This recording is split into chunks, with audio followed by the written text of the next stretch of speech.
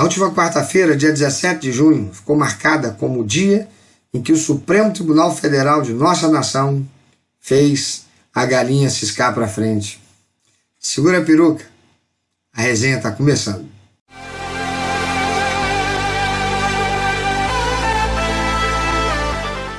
Na última quarta-feira, dia 17 de junho, o STF decidiu que liberdade de expressão e opinião é relativo, que a Lei de Segurança Nacional tem que ser aplicada e, por isso, pessoas que soltam foguete próximo ao prédio do STF vão para a prisão, mas não prendem nem se faz nada contra quem vai para as manifestações democráticas contra Bolsonaro, fascista, como são chamadas pela grande mídia, armados de facas e barras de ferro, quebrando e destruindo patrimônio público, patrimônio privado, queimando a bandeira nacional, mas se prende quem fala. Que os ministros do STF receberam ameaças e injúrias? Sim, é verdade. Mas estas coisas estão tipificadas no artigo 147 do Código Penal como crime de ameaça. Logo, era somente identificar aqueles que dizem que vão matar os ministros do Supremo, estuprar suas filhas, e para isso o Ministério Público e a Polícia Federal estão aí para cumprir seu papel. Pessoas assim extremistas não representam o governo Bolsonaro, nem os eleitores que o elegeram, porque esse não é o país que queremos, de violência, tomada de poder pela violência.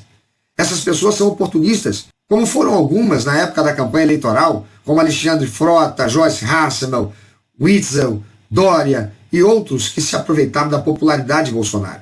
O Bolsonaro é um homem de bem. Eu conversei com ele por telefone, ele é uma pessoa de bem, com boas intenções. Ele sabe que tem que ser um pacificador do Brasil. E nós aqui em São Paulo, com a nossa eleição, vamos ajudar Bolsonaro a pacificar o Brasil. E nós aqui em São Paulo, com a nossa eleição, vamos ajudar Bolsonaro a pacificar o Brasil. Chamar de criminosos que atentam contra a ordem democrática e essencial direito daqueles que, com palavras e pacificamente, expressam seu pensamento, sua opinião, seu desejo de ter o impeachment dos ministros do STF, ou mesmo como alguns mais extremistas, levantando cartazes que dizem queremos AI-5 com o Bolsonaro no poder, isso sim é ditadura, censura e atentado contra a democracia. Quem não quer ser criticado, quem não quer ser satirizado, fique em casa. Não seja candidato, não se ofereça ao público, não se ofereça para exercer cargos políticos. Essa é uma regra que existe desde que o mundo é mundo.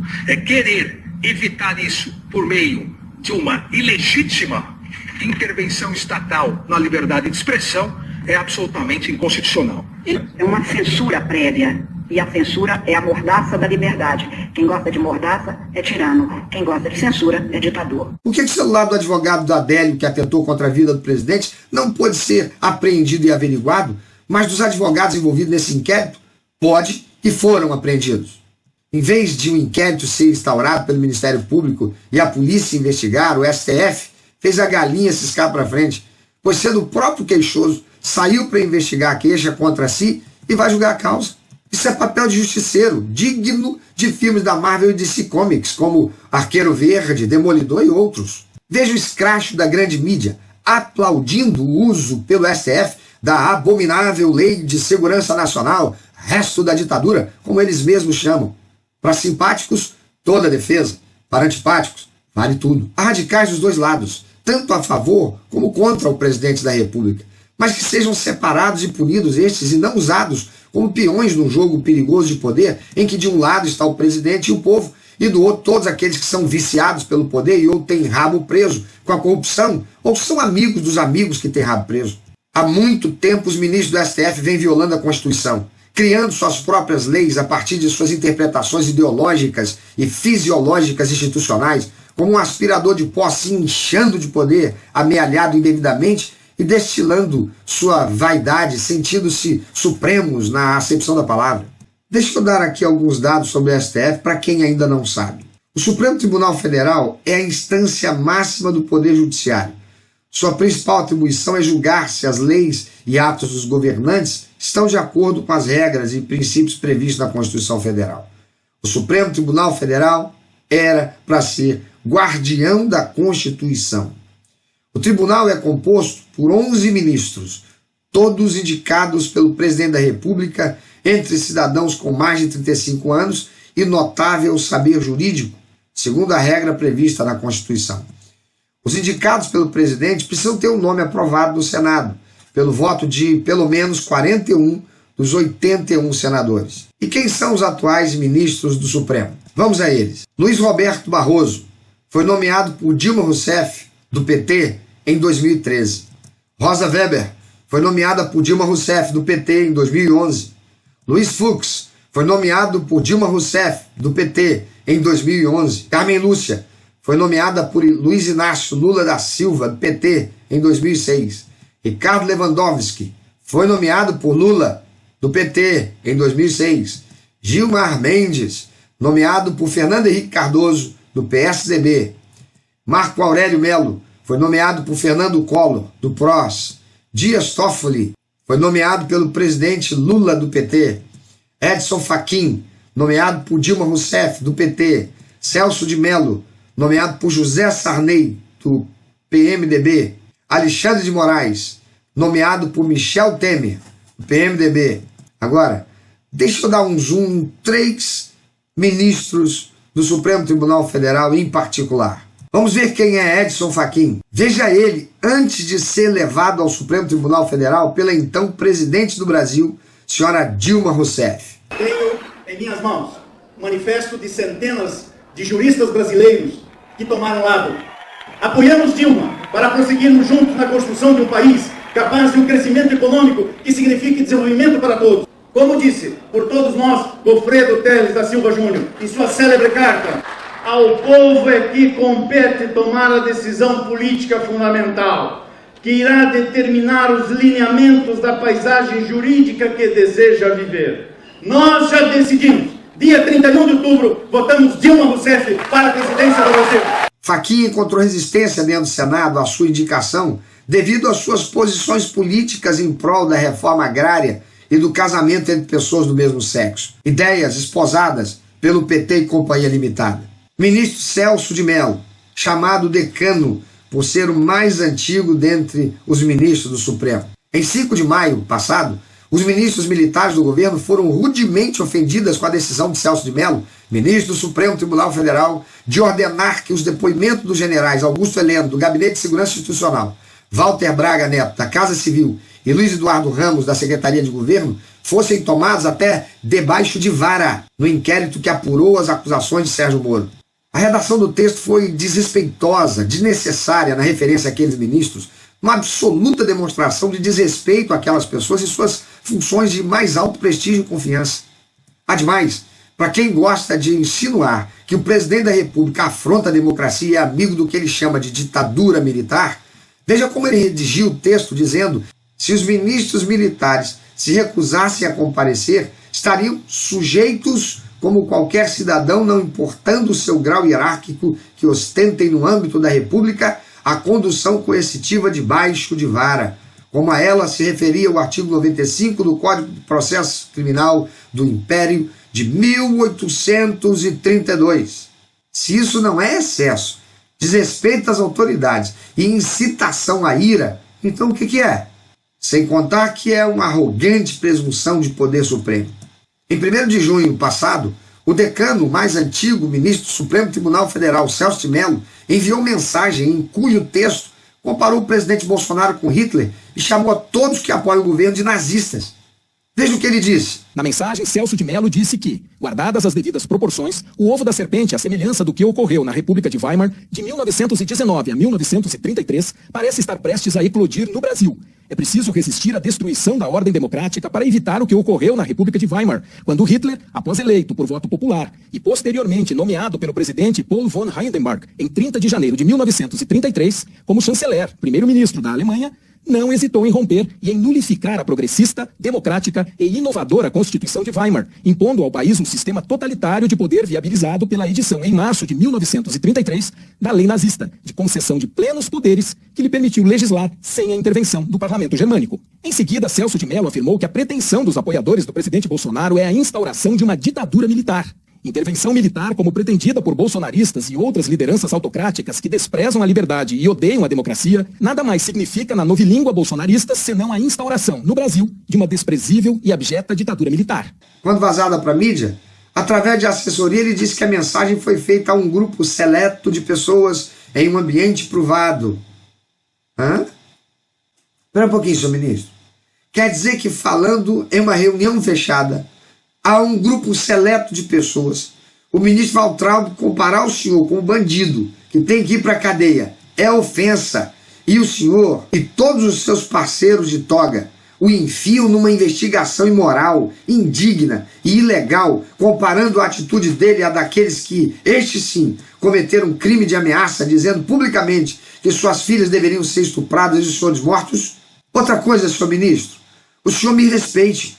Eu sou brasileiro e chefe de família, pago os meus impostos, sou eleitor consciente, defensor da democracia e não fui omisso vendo o governo esquerdopata financiando ditaduras assassinas ao redor do mundo com dinheiro investido a fundo perdido, dinheiro dos brasileiros, sem que nada fosse feito.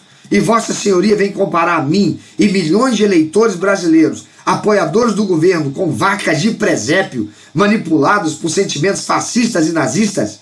Eu não dei liminar para a soltura de quem cometeu crimes de homicídio qualificado e ocultação de cadáver e foi condenado por tribunal de júri. Eu não invalidei julgamento contra criminosos do mensalão, nem dei habeas corpus para mandado de assassinato, nem fiz vistas grossas às aberrações imorais cometidas pelos governos passados que destruíram nossa juventude, tornando a massa de manobra ideológica, analfabetos funcionais e zumbis consumidores de lixos pornográficos apresentados como cultura sob pretexto de liberdade de expressão. Onde está a liberdade de expressão agora? Quando os ministros, todos poderosos da nossa Suprema Corte, são promotores, juízes e executores contra o que determinam ser crime de ofensa à integridade da instituição jurídica e à democracia. Por que os senhores não fizeram nada quando o pavilhão sagrado da nossa nação, a bandeira do Brasil, era queimada por manifestantes, quando propriedades públicas e privadas eram invadidas por militantes armados e destruídas a fogo? Onde estavam os senhores quando os referenciais sagrados da fé e religião católica e cristãs eram profanados em desfiles de escola de samba e em supostas mostras culturais? Onde estavam os senhores quando a inocência foi conspurcada e o respeito aos direitos paternos foram subtraídos por ingerência de prefeituras e governos estaduais na inclusão de agenda LGBT para ensino às crianças, de ideologia de gênero nas escolas? Alegar que o STF não era responsável por medidas coercitivas, mas o Congresso, a Promotoria de Justiça e as Polícias Civil e Federal seria uma aberração, considerando-se as atitudes que o STF tem tomado, exacerbando as suas funções, ingerindo contra os outros poderes, ora estabelecendo lei, ora impedindo a ação do Executivo que age dentro das suas atribuições constitucionais. Vamos falar de Alexandre de Moraes. Dentre todos, foi o que recebeu a maior rejeição no processo de aceitação para o STF, acusado de cometer plágio em seus livros, o que nunca ficou devidamente comprovado por ele como contrário. E encontrou-se informalmente com alguns senadores do PP, PT, DEM, PSD e PMDB semanas antes de sua sabatina no Senado, a bordo de barco pertencente a senador goiano Wilder Moraes do PP. Em 11 de abril de 2019, a revista Cruzoé publicou uma reportagem intitulada O Inimigo do Amigo do Meu Pai. Segundo a publicação, a defesa do empresário Marcelo Odebrecht havia reunido um documento que mencionava Dias Toffoli, que na época era advogado-geral da União, como o amigo dos meu pai. Após a publicação da reportagem, Toffoli classificou o conteúdo da revista como mentiras e ataques divulgadas por pessoas que querem atingir instituições brasileiras, e pediu ao ministro do STF, Alexandre de Moraes, que apurasse as informações. Em seguida, Moraes, em declaração de censura digna de AI-5, que ele vocifera como tempo da ditadura militar, ordenou que a revista Cruzoé e o site antagonista retirassem do ar todas as reportagens e notas que citassem Toffoli, além de estipular multa diária de R$100 mil e ordenar que a Polícia Federal ouvisse os responsáveis do site e da revista em 72 horas. Agora, pasme, você sabe, a Rede Globo, o presidente da OAB e outros afetos do presidente Bolsonaro, que o chamam de ditador, antidemocrático, etc. Pois bem, aquela decisão do ministro Alexandre de Moraes de censurar o conteúdo da revista causou críticas por órgãos de defesa da liberdade de imprensa e expressão, como a Associação Nacional de Jornais, a ANJ, a Associação Nacional de Editores de Revistas, a ANER, a Associação Brasileira de Jornalismo Investigativo, a ABRAGE, a Associação Brasileira de Imprensa, a ABI, e a Transparência Nacional, e pelo ministro da Corte, Marco Aurélio Mello, que afirmou ter tido censura e retrocesso na decisão do colega Alexandre de Moraes. A Associação dos Juízes Federais do Brasil, a JUF, também repudiou a decisão do ministro Alexandre de Moraes, o que considerou inadmissível, levando Alexandre de Moraes a voltar atrás na decisão e revogou seu próprio ato. Mas no dia 29 de abril de 2020, o ministro suspendeu a nomeação de Alexandre Ramagem para a diretoria-geral da Polícia Federal em razão da proximidade de Ramagem à família Bolsonaro. O pedido para suspensão foi por uma liminar do PDT e a decisão do ministro gerou críticas até de inimigo de Bolsonaro. Acredite, até do ex-presidente Luiz Inácio Lula da Silva, dizendo que a decisão do ministro só se justificaria se tivesse algum ilícito comprovado contra a Ramagem, e do jurista Pedro Serrano, declaradamente de esquerda, que defendeu Jair Bolsonaro ao dizer que a decisão do STF feriu a soberania popular. Já o presidente da OAB, Felipe Santa Cruz, apoiou a decisão por entender que poderia ser um aparelhamento da Polícia Federal. Por último, essa semana, foi a apreensão de computadores e consequente inviabilização do jornal digital A Folha Política por ação a mando do ministro Alexandre de Moraes, que calou a voz daquele veículo jornalístico numa ação digna das impetradas na era Vargas, um crime contra a liberdade de informação. Onde estão aquelas mesmas organizações e juízes para se manifestarem contra as arbitrariedades que o STF tem tomado agora? Onde está a venda da justiça que faz a balança ser mantida equilibrada? Quem é que está implantando a ditadura nesse país? A pretexto do nazismo evocado pelo ministro Celso de Mello, quero lembrar aquela história muitas vezes contada como parábola, mas que bem pode ter sido verdadeira, em que alguém disse assim: vieram aqui levar o meu vizinho, porque era homossexual, e eu não fiz nada. Depois vieram e levaram outro vizinho, porque era comunista, e eu não fiz nada. Depois vieram e levaram outro, porque era judeu. Como eu não era judeu, não fiz nada. Mas por fim, vieram e levaram a mim, e eu não tenho ninguém para me defender.